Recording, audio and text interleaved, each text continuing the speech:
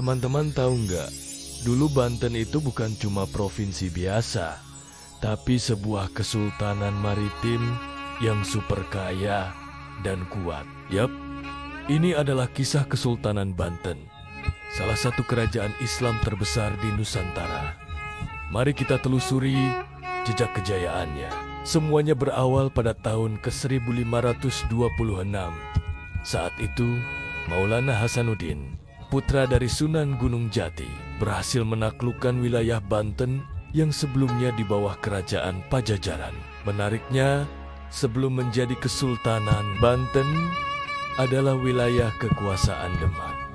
Pasukan Demak di bawah pimpinan Fathahillah berhasil mengusir Portugis dari Sunda Kelapa pada tahun ke-1527. Setelah Banten dikuasai, Sunan Gunung Jati menyerahkan tahtanya kepada Maulana Hasanuddin, yang kemudian dinobatkan sebagai Raja pertama Kesultanan Banten pada tahun ke-1552 di bawah kepemimpinan Maulana Hasanuddin dan penerusnya.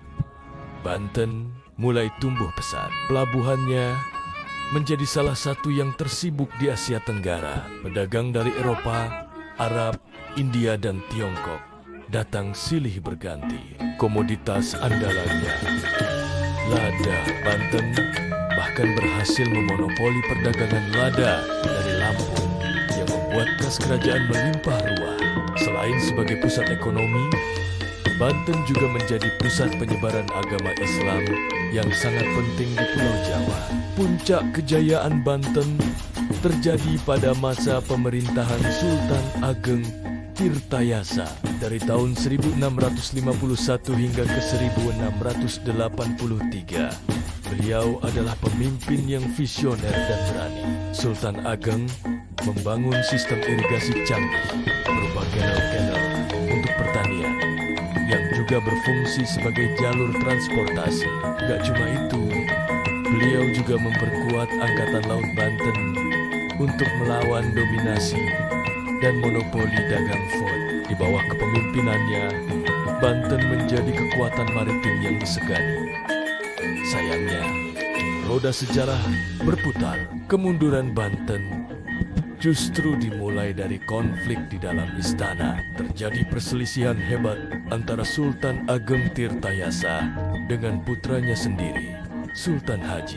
Peluang emas ini tentu tidak disia-siakan oleh Foch dengan politik adu domba atau divide impera. Foch mendukung Sultan Haji untuk merebut takhta dari ayahnya. Sebagai imbalannya, Sultan Haji harus memberikan konsesi dagang yang sangat menguntungkan Foch. Tragedi pun terjadi. Pada tahun 1683, Sultan Ageng Tirtayasa ditangkap oleh Foch dan diasingkan. Sejak saat itu, Banten kehilangan kemerdekaannya dan berada di bawah kendali Foch.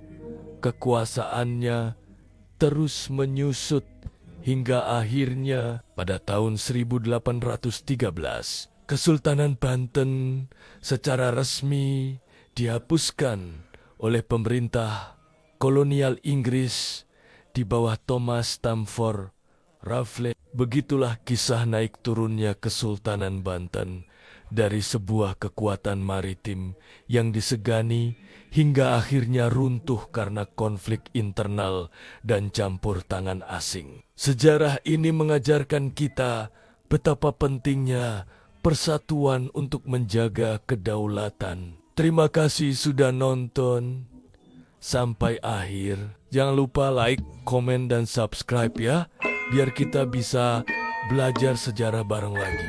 Sampai jumpa di video berikutnya.